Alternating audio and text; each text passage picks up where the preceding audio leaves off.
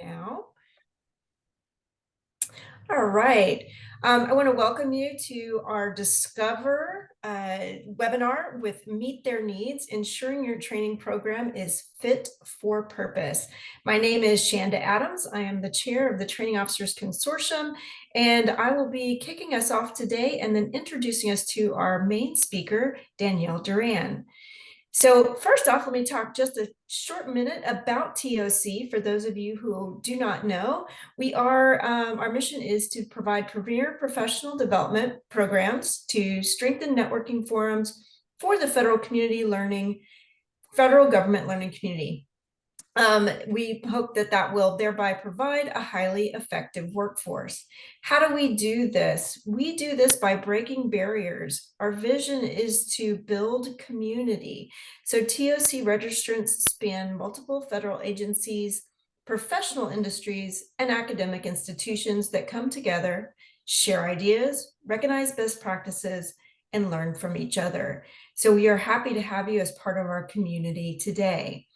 One of our main events is our annual institute. That is coming up at the end of this month. So the last few days of the month, the first day of May, we will have our 2024 annual institute at Philadelphia, and our theme this year is Feeling the Love in the City of Brotherly Love. We'd like to thank our sponsors, Platinum sponsor, Graduate School, Silver sponsors, Management Concepts, and PAL Consulting Group, along with some of our exhibitors of Villanova, GI4, and Ubiquity. Thank you very much for helping us bring this annual institute to life. If you haven't yet, go ahead and use this scan code to create your annual institute agenda at guidebook, and our hashtag is TOCAI24. Now let's get a little bit of information on our program year. We offer 4 Ds. We offer ways for you to increase your knowledge about trending topics through our Discover webinars, which is what we're doing here today.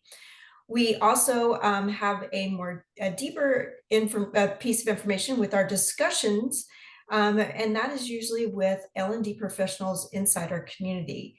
And then finally, we do a deep dive and learn how to apply the new skills we have learned with hands-on half-day workshops. So with that, we are moving into our Discover with Danielle Duran. And Danielle is the director of GXP training at a Nestle Health Sciences company. There she leads the development of GXP learning organization and supports Nestle Health Science USA quality in learning and training systems. She spent nearly 20 years in learning and continuous improvement in biotechnology, tech startups, K through 16 education, philanthropy, and nonprofit. Her expertise is leveraging an understanding of how people learn from neurological perspective, combined with how we understand behavior and social interactions to drive meaningful change. So with that, I'm going to stop sharing and I'm going to turn it over to you, Danielle. Thank you so much. And thanks everyone for being here. I'm very excited to talk about this and to join your group. Let me share my screen. And we'll get started. So we're going to talk about training being fit for purpose so that you can use this maturity model to partner with the organizations that you work for and all of your stakeholders and deliver that mission that Shanda had discussed, which is really just the purpose of ensuring all of our people are high performing and successful in their roles. So that is really our purpose overall today. And what we're doing, really focused on alignment. So that's what we're going to focus on and talk about today, is using that maturity model to gain alignment across all the different people and all the different groups that you may be serving. So in order for me to best make little minor adjustments, as you all know, as training professionals, it's really helpful to understand who's in the room. So if you don't mind using this QR code to tell me who's in here, the chat function is great because it tells me immediately. So you can feel free to chat if you don't want to use the QR code. But I have this a great tool from Google so that we can look at who is live in the room. So I'm going to use this tool. So as you type in, it'll come in and tell me who's in here. So thank you. So we've got definitely some strong expertise, 15 plus years. I'll leave this go for just a couple of minutes. And I'm also looking to see how familiar are people with the use of a maturity model. That way I'm not going into too much detail, or maybe if we have quite a broad range, then I can adjust that way. Hi, this is Sonia. Can you move your Google's Oh, window absolutely. over so we can click on the, thank you. Yep, no problem. Back over.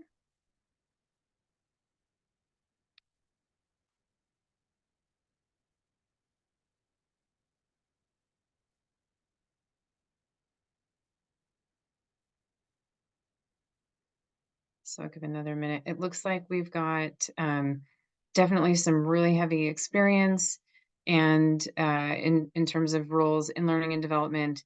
And we've got varied experience with the use of a maturity model. And I did ask what type of offices do you work for? Just because I'm curious, this is one of my first times interacting with the TOC. And I just wanted to know out of curiosity who might be in here.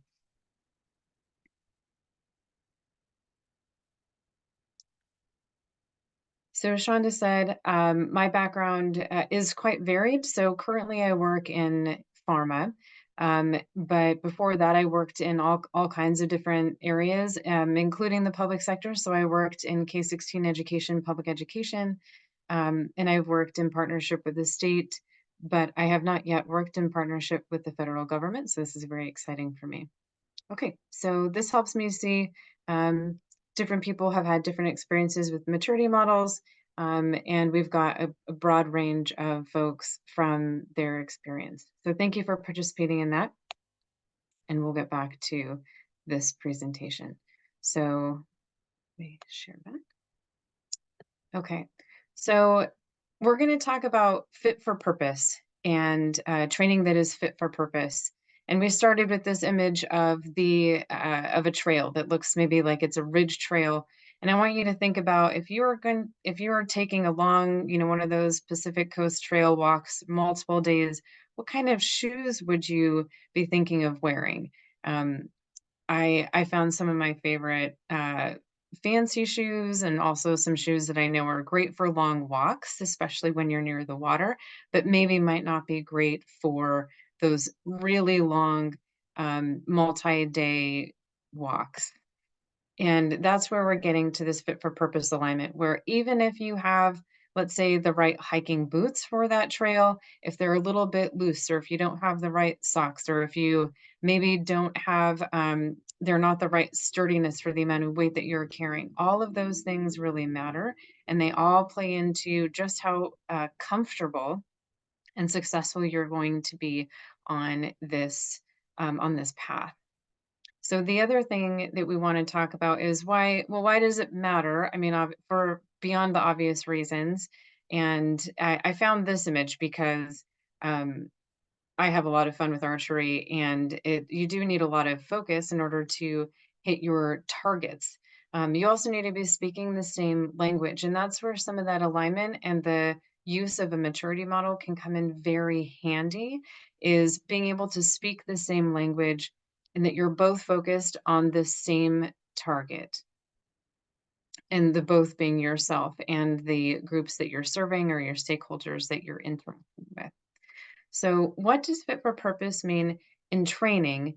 Oftentimes in training, we are seen as, we're more typically a cost center. We don't always do a great job of explaining the value that we're bringing to an experience or an organization. I think there's an increased trend in being able to use metrics effectively to go beyond explaining this is how many people we had in a training, but discussing here's the targets that we had in terms of behavior change, um, or even if we're doing the level 1, when it comes to did people feel satisfied with attending the training. But I think sometimes the groups that we serve and our stakeholders don't always know just how much progress we can make when we're partnering. And also, we might come in with our own ideas of what would be really effective, since especially people that have come in with a longer term of experience, we know just how effective a training program can be. We know how sophisticated, we know how successful it can be. But oftentimes our stakeholders don't know just how wonderful things can be when we're partnering together. So the first thing that you need to be sure that you are communicating is knowing your purpose for the program that you're trying to achieve and what you want to achieve with your program. And then you have to take that purpose and then right size it so it fits exactly where the business is coming from. And that's where having a maturity model can be very, very useful. So what is a maturity model? It's a model to show increasing levels of maturity across critical key pillar components of what you think matters in a training program. So it's used in order to gain alignment. That way you both are focused on those same pillars. Here's what I think matters. Here's what we're talking about. You can use it also to evaluate your current state. So you can look at, well, if I'm looking at this specific maturity model, it's like any other framework. You can use it to say, here's where I think we are in this moment right now. And it can provide guidance on how to level up. So you can say, here we are right now, and this is where we could go. And if we want to go here, what does it mean needs to be different between this level and the level that I'm currently at?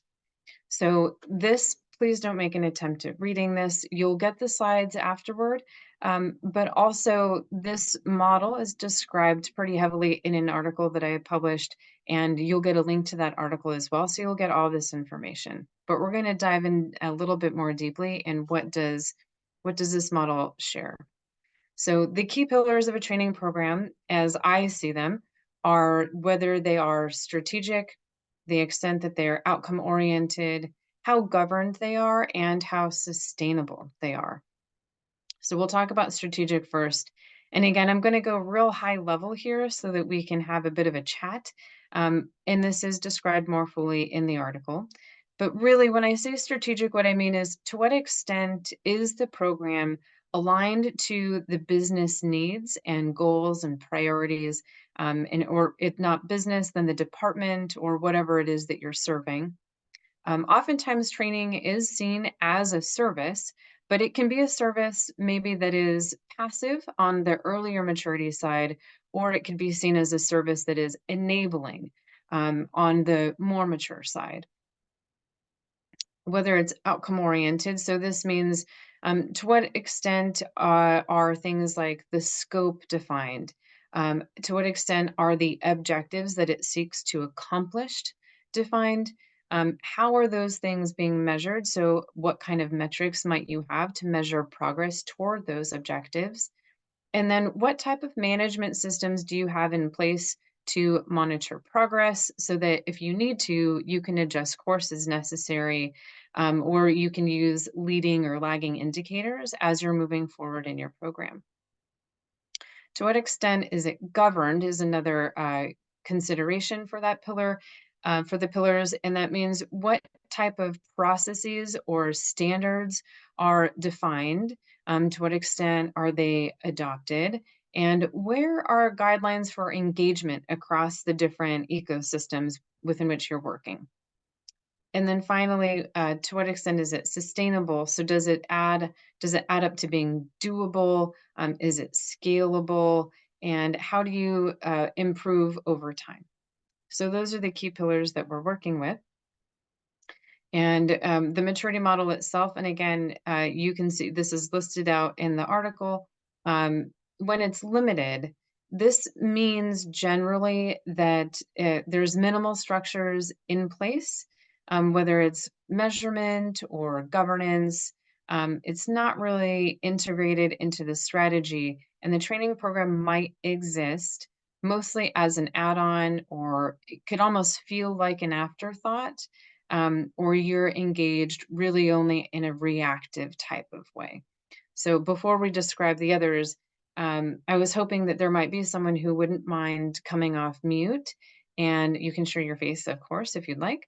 But can you share an example of where you have seen a training program in this limited stage, or are you seeing this right now?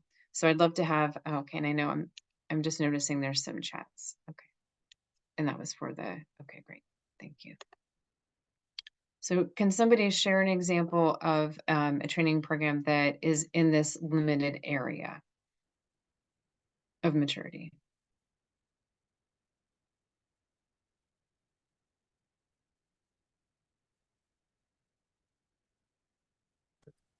I'll go ahead and share. I think Thanks, Dwayne.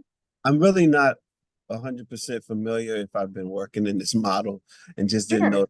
know of it. But for limited, is I'm thinking it's just like I work with supervisors, and one of the areas is working with difficult people. Mm. That training tends to just be, something that they talk about, but it seems to be very limited in its scope. And I'm Okay. hoping that might be a good example. I'm not really sure. Yeah, sure. So let me, can I make a few guesses or assumptions and you can tell me if I'm correct? Sure.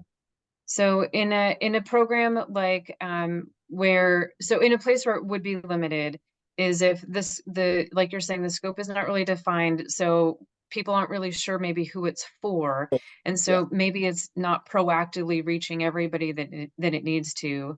And then it sounds like maybe it could be reactive, where we're not getting to people ahead of time to prevent some of the difficult people Yes.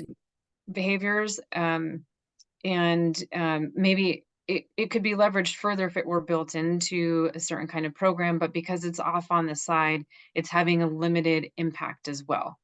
1000%. I work with Okay. what's called experienced supervisors, and what we're doing and what I'm doing right now is I'm tasked to create a series of training that after they've been employed as a supervisor for 3 to 5 years, this is now kind of like a series of deeper dives on some items that were touched upon when they first became a supervisor.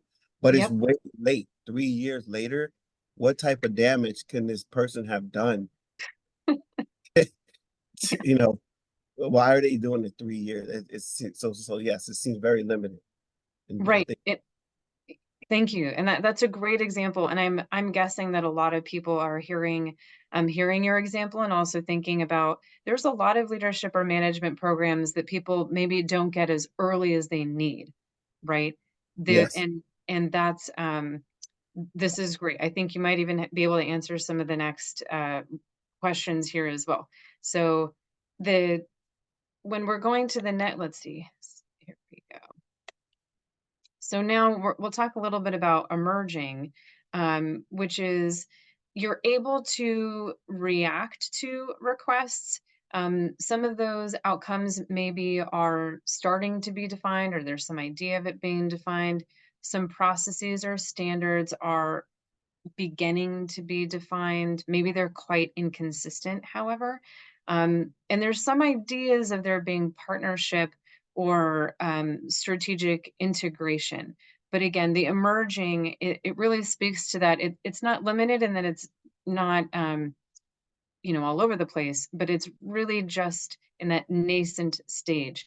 So I would love for someone to share an example of where you've seen a program or you've participated in a program or you've even heard about a program and its impact that's in this emerging stage where things are starting to be defined, partnerships are starting to begin, but it's not super reactive, but it's not yet where it could be.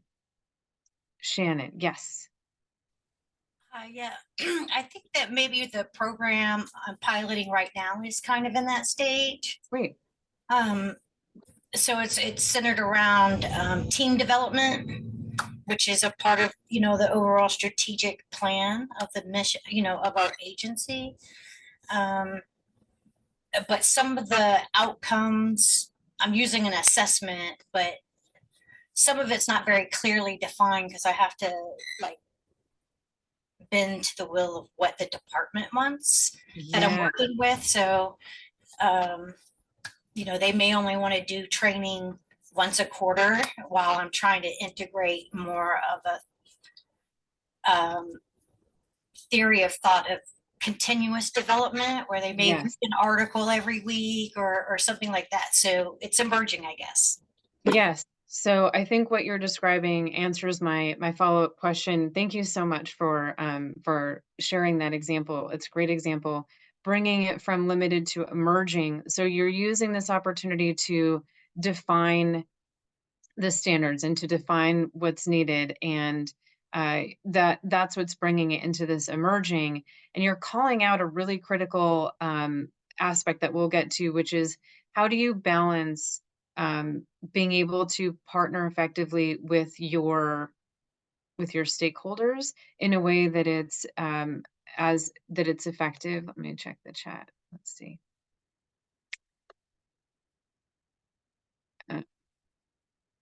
Looks like I can answer that question after. Okay, so the next level as we move forward is in getting to responsive.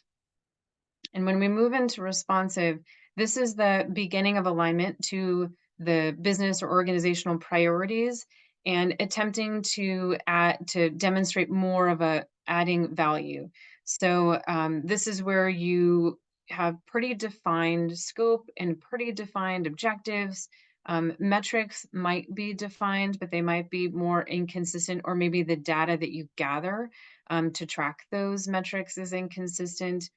And governance might be defined, but the governance is inconsistent, which might mean you have some stakeholders that you interact with regularly, but not all of them. Or maybe you have one group that you interact with, but maybe not as frequently as you would like to.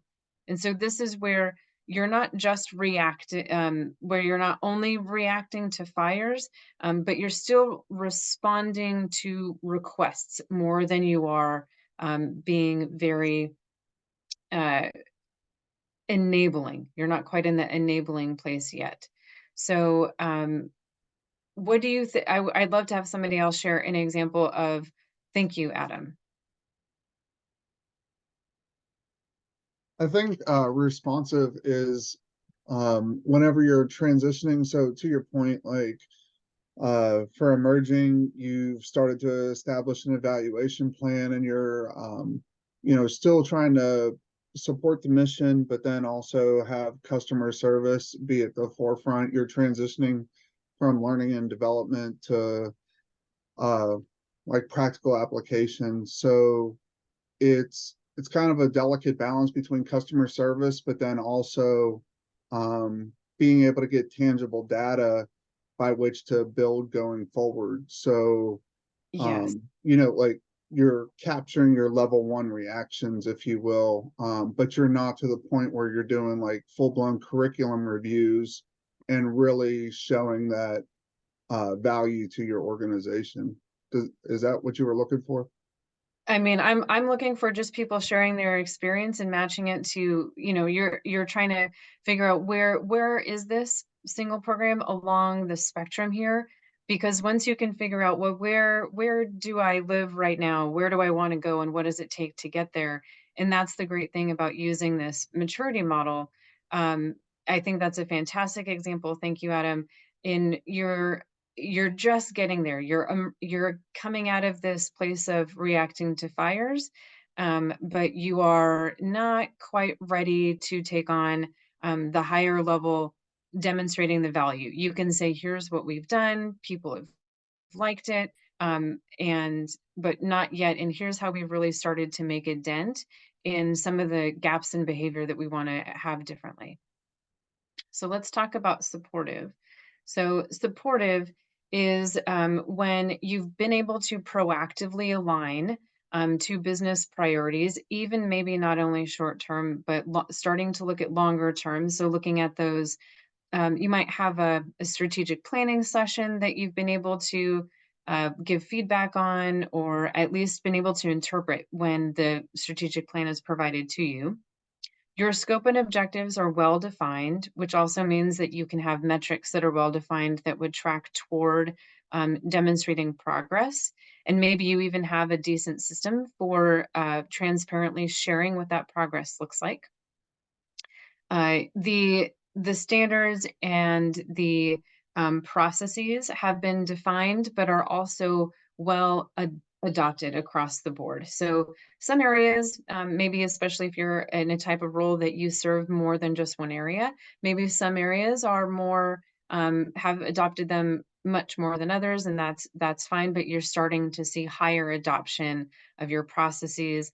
Maybe you're hearing higher adoption of the language you've started using in your objectives and your scope and how you want to be demonstrating what that value looks like. So you're getting people to start speaking your language. You're able to make improvements based on feedback. So now that people are very clear on what you are seeking to accomplish, and you're clear on what you are accomplishing over time, you're able to adjust, you're able to improve based on what that feedback looks like. And the standards are also defined and adopted. The governance is defined. You might have regular meetings with certain groups as part of your governance. And you have strong partnership across at least some areas. So I would love to have someone share an example of where they've seen that type of supportive level of maturity in a program. Or you can share, what do you think would be difficult about moving from responsive to supportive? So I'm sure there's a number of you sitting in this room thinking, you know, that sounds great, but this is going to be impossible because of X. Or, you know, it's going to take a lot of this other something in order to move a program for responsive or supportive. Or maybe you have a really inspiring success story that you'd like to share, where you can tell us what you did to move from a responsive type program into a more supportive type program.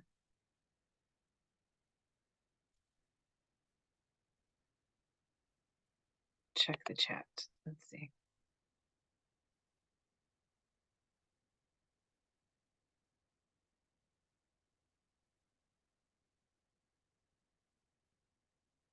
It absolutely has to do with leadership, buy-in, and support. It definitely, the working this way. Nicholas, yes, please jump off.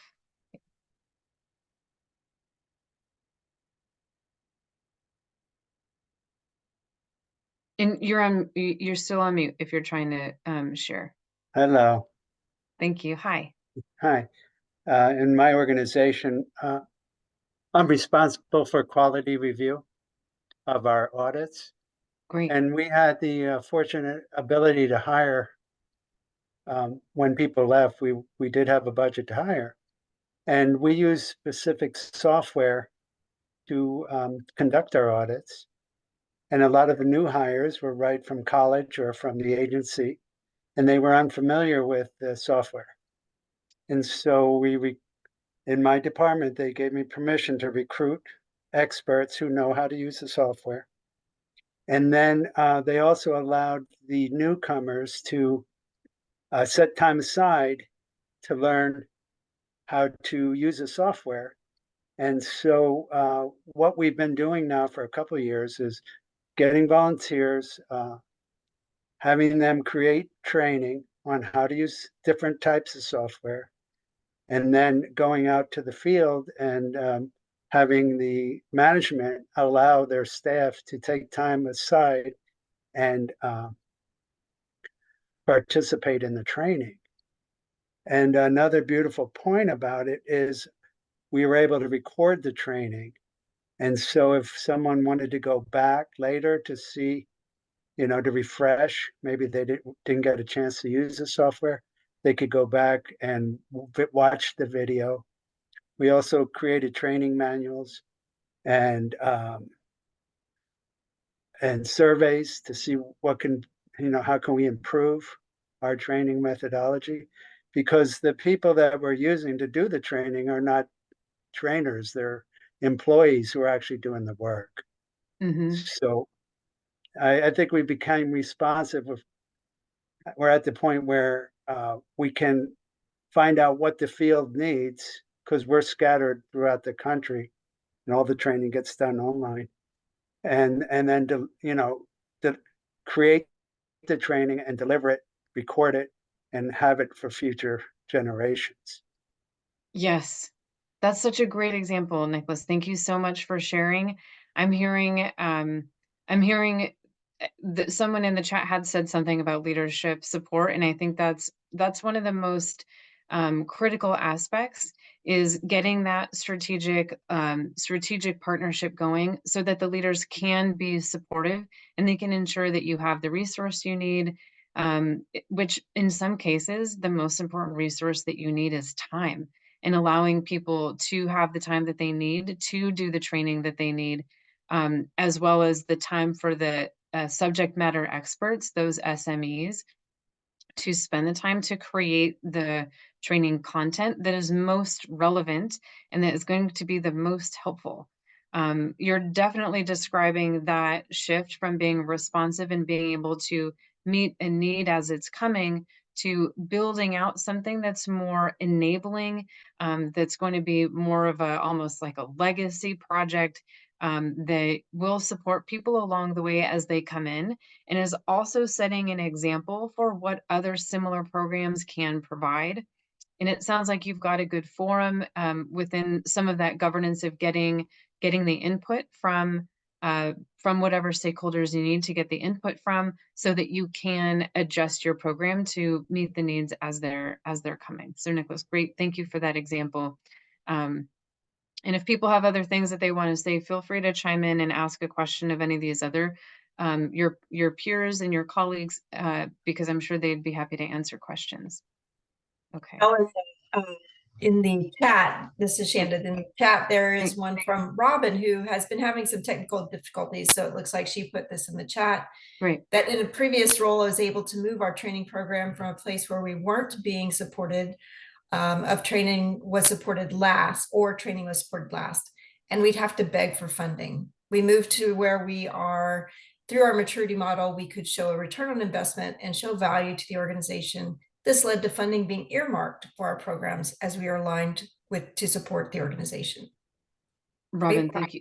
Yeah, thank you so much for sharing that. And Shanda, thanks for helping me there. So Robin's speaking of this concept of a proof point almost, where when you're able to show, here's the value that we're bringing, it becomes more of a pool from your stakeholders to say, hey, we really need this. We're going to make sure that it's supported. You have the funding you need, so that you don't need to push as much of like, hey, I can help you, let me help you.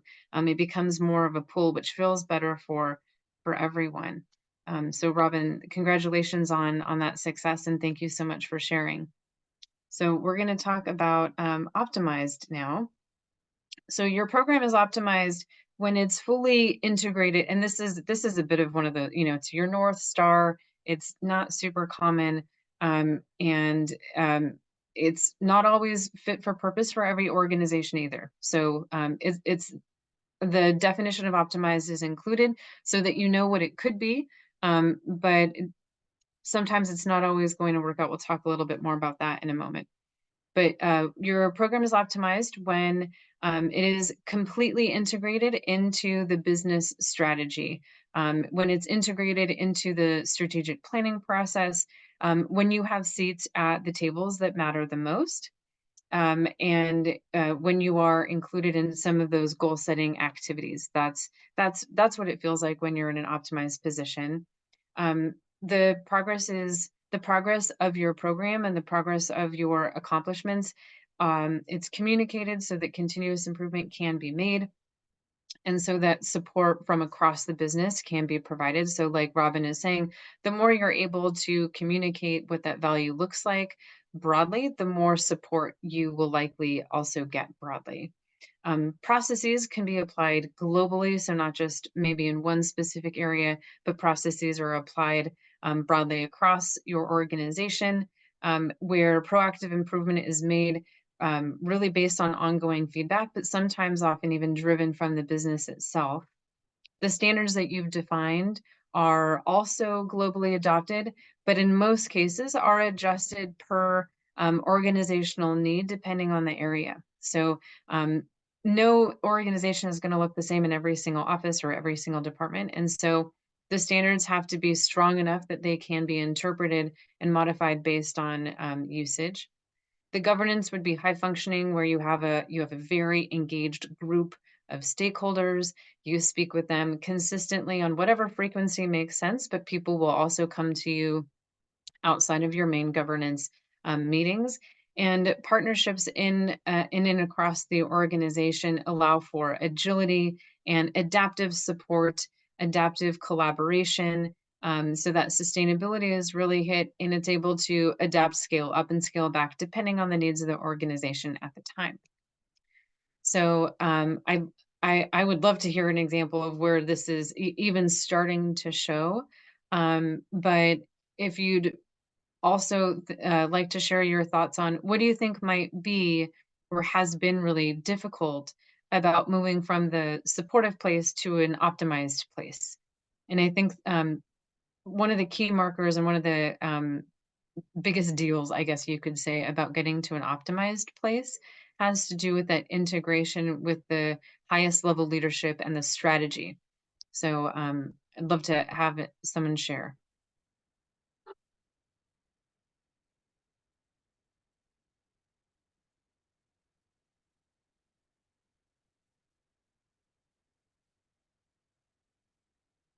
Go ahead, Shannon.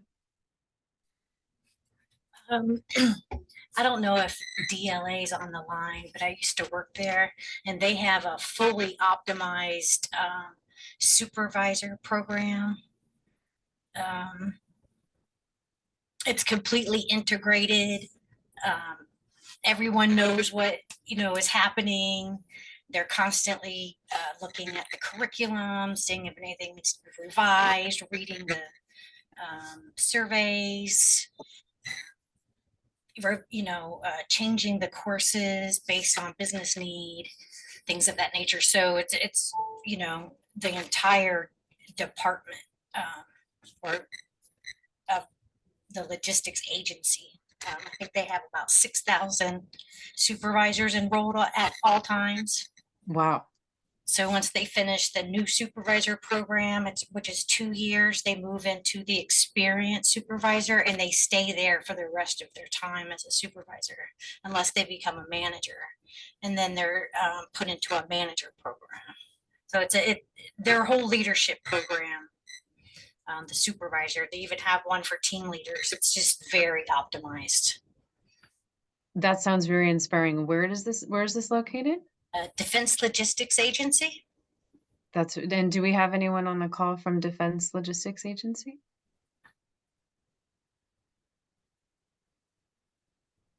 I didn't see yeah, maybe another time we can ask them to present. I would love to hear more about what it took to get there. Because I think sometimes hearing stories of success can they can help us to see, well, what was it that allowed that to happen? And were there any specific agents of change or allies that were important to partner with, or was there someone who was really advocating for it? And then how can we get leaders from different organizations to talk to each other? Because sometimes they need those proof points, like we were talking about earlier, having that proof point of, well, I'm a leader and look at this great thing that we're accomplishing and you can too, but it's going to take this specific action. So their supervisor and experienced supervisors were already well maintained when I got there. The manager was added when there was a change in the statute. And then when team leaders, I don't know where the statute was for team leaders, but they decided to add a team leader program. They're not supervisors, but they lead teams. A lot of the distribution fall under that. So I was there when were starting to plan that particular program and looking at what is it that team leaders need. So it was really interesting to kind of watch the process. Oh, absolutely. Was there anything that you felt was like a catalyst or a driving force that provided the energy to even ask those questions or to take that work on? A lot of it had to just do with federal statute, but I think that I wasn't involved in a lot of those discussions. I was their project manager on the side. Um, I did most all the metrics for them, but when they were doing the team leader, which is a specific code in our personnel system, I know all the manager and supervisor was driven by federal statute, but the team lead, I don't know if it was a DOD thing or just DLA, high DLA decided that team leads needed more leadership training. I don't know. Yeah. I mean, it'd be an interesting question to ask, or a white paper even, right? To understand what is it that allowed that that growth and that type of blooming to happen in a program. It sounds like it's been really highly effective. Before we move on, I wanted to offer a moment also. Are hearing any of these stories or thinking about this framework, is it making anybody think about a reflection you'd like to share, or some type of future action you'd like to take? So this is really making me want to look at my program, or I wonder if maybe there's something, and maybe you need to look at the model a little bit more, but I'm going to pause just in case someone wants to share a thought that they're having.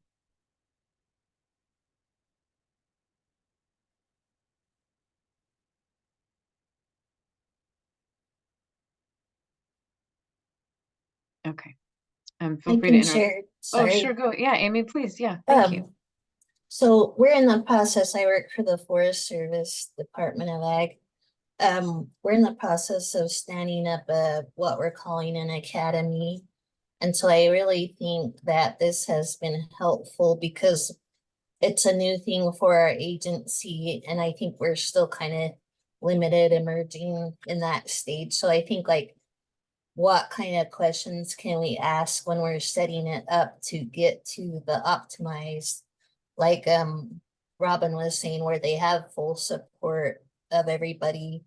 It's a pretty high priority for our agency, but I think like it'll be helpful to see some of the questions that can get us up to that point. Absolutely. Thank you.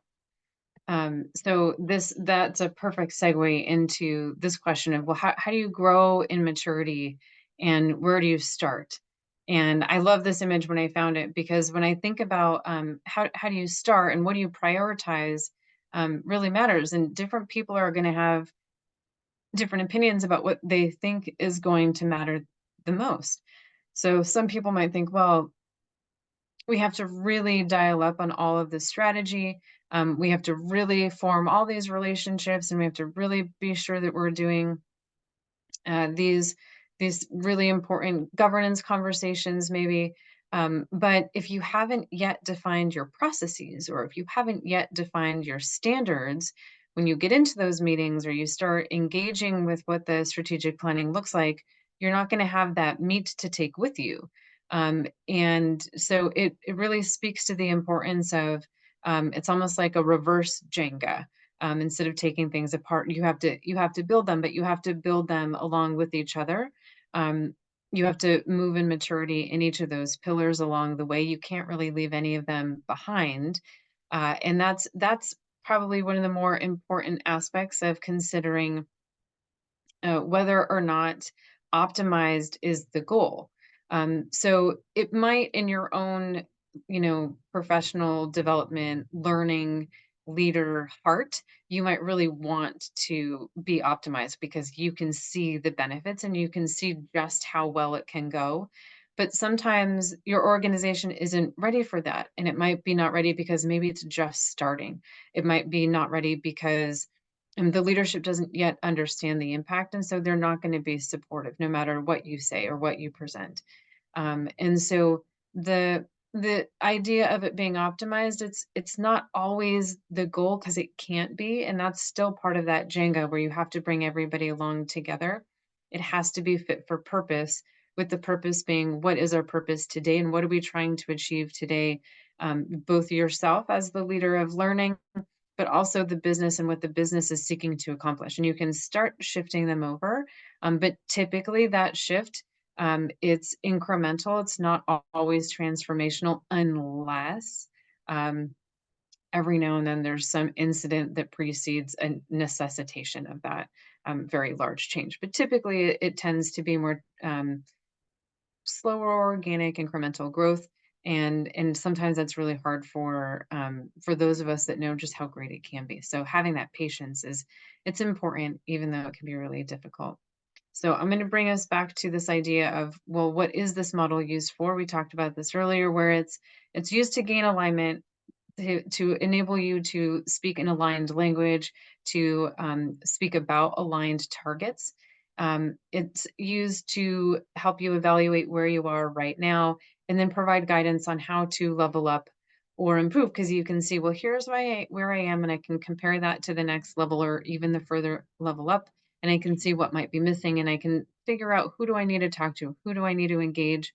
What different stakeholders do I need to get myself involved with and have conversations with? So also wanted to point out, how safe is it to do this? And I don't know if you can quite exactly tell. There's a person in there that's, I don't know, doing what with lava. That seems very dangerous to be that close to some hot lava.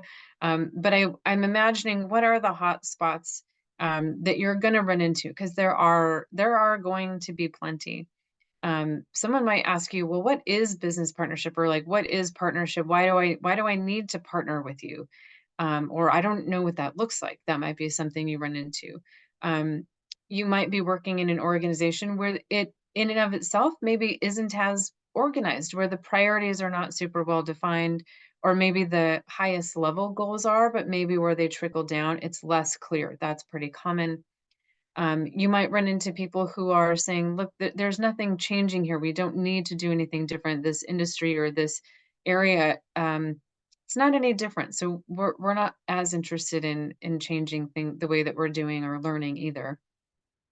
And in the same vein, you might get people that say, no, we do it this way. I don't know what you're trying to do, but we don't do that. We don't ever have learning people in our strategic planning sessions. Or no, we're not really interested in hearing about the metrics that you're talking about. So those are hotspots that you'll run into, and that's just expected. And those they'll cool off over time. And as you have the tools, and as you have more discussions and conversations and build those partnerships, you'll get past these.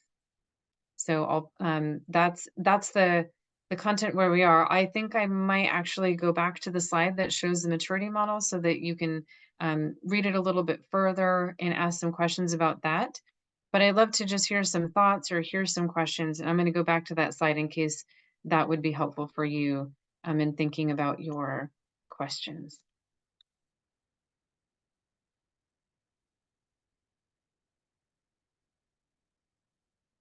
And feel free to ping in the chat, or feel free to just what kind of thoughts are you thinking? Yeah.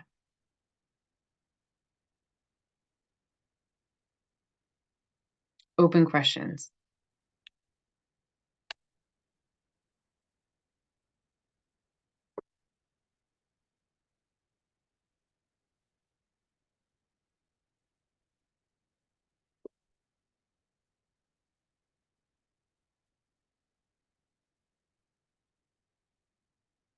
So in when you get the recap of this time together, you'll have the slides. They don't have a ton of information on them, but you'll also get a link to the article that describes what this is.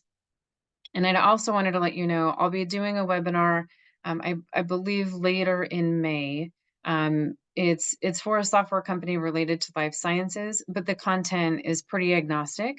So it'll be posted on LinkedIn if you want to find me on there. I'm happy to connect, and you'll see when that webinar is advertised. It's actually going to take what we've talked about today, but talk a little bit more about application. So if you want to come to that webinar and think about, well, I've looked at this framework. I think I know where we are. I think I know where I want to go. We'll talk a little bit more about how do you move forward, and we'll share some examples of how people have moved forward in their maturity and some of the lessons that they've learned.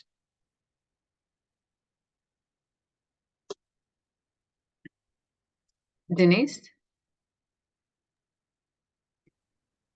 Danielle, thanks so much for this. I think it's really helpful. I joined a little late, so thanks for putting that back up. One of the things that comes to mind as a person that is frequently called in to evaluate training programs, and sometimes it's an afterthought.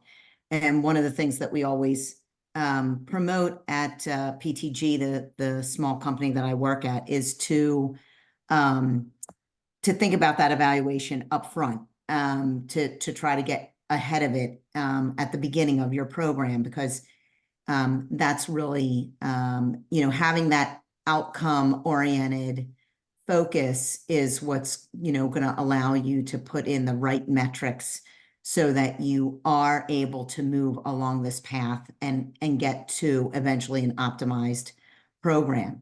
But one of the things that I have experienced personally in the programs that we've evaluated is watching organizations move specifically from responsive to supportive. So, we tend to be, we try to be proactive.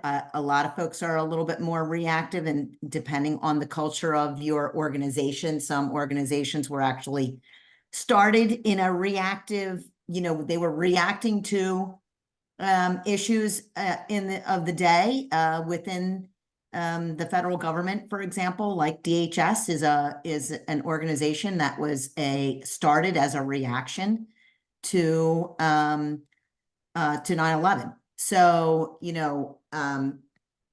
sometimes that culture can permeate through the agency, and you need to take a look at what's going on in your culture that might be putting up some artificial barriers to you moving along this path when it comes to training. So that's one of the things that comes to mind for me. So, we were able to help at Maryland Transit Administration. We were able to help them through putting in more defined metrics for their bus operations, for example, that allowed them to change the way they look at training, and not just approach it from a standpoint of we need to just move people through so that we can get them onto the buses so that we can, just push it along and check the box. And what they realized is that they needed to really make sure that they were meeting their scope and objectives, and making sure that they're putting very competent people in place. And also they did end up moving more to a kind of a strategic optimized view of even their staff and how they prepare their staff, because they moved them into a mindset of you're not just driving a bus, you are transporting souls in the city of Baltimore that provide for the livelihood for their families. So that really kind of changed the culture of the organization. And so that's so I really appreciate, we see a lot of these words very frequently, but we need to be reminded of them often, because it may seem like common sense to us because we see it all the time, but you need to be reminded, right? We need to be reminded, because we can get into that reactive mode of, hey, somebody needs training how often do we become order takers, right? Somebody needs training, you just give them the training instead of stopping. Well, I and saying, got returns done and I picked up. Wait a minute, let's talk about why you think you need training. Why is training the answer to this challenge that you're facing right now? Yes, I love that question. Maybe we could have another conversation sometime on that, the maker model, because it's that's my favorite way to respond when someone is with an order for me to take. Like, we need this thing, and it provides a really great framework. But Denise, thank you so much for sharing that insight and that reflection. I took a couple notes that you made me think of a few things, but I think the comment that you made about we know what this stuff is, but I think, like I said earlier, having a maturity model gives you a tool and a framework to take to your stakeholders and have them read it with you and say, where do we want to be together? Because then I think it'll really help people to say what would be helpful.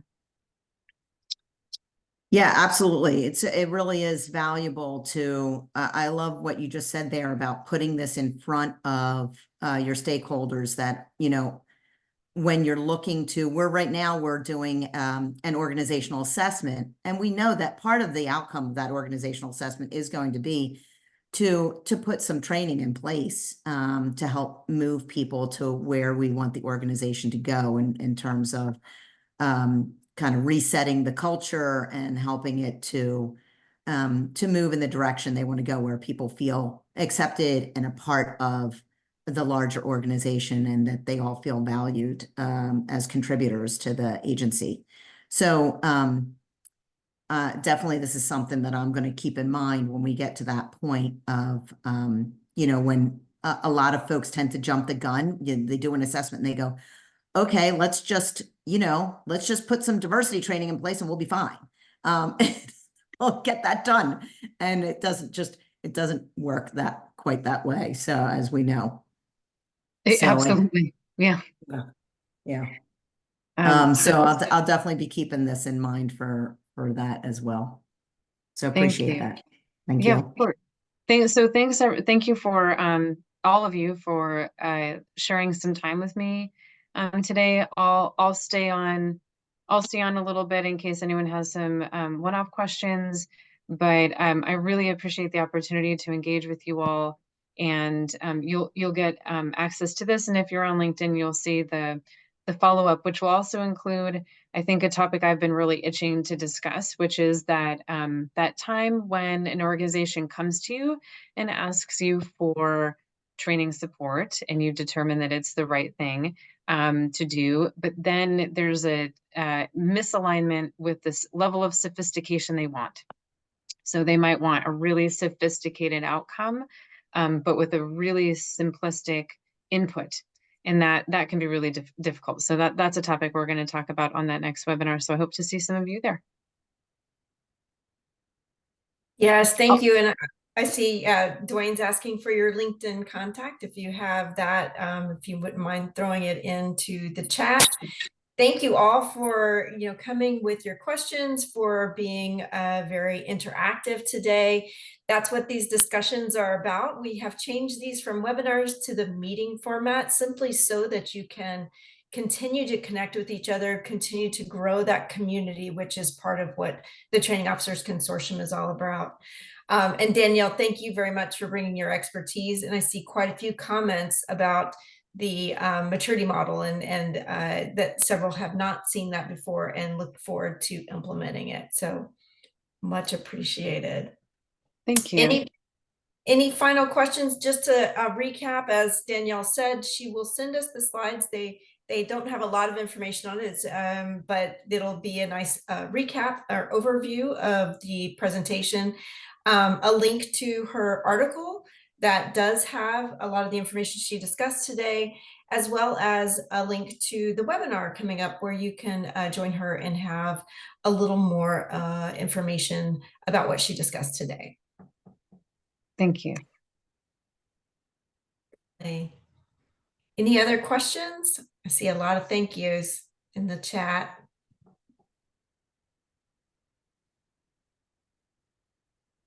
And that's correct. If you're on the call and you are interested in joining us for our annual institute, which is our 3-day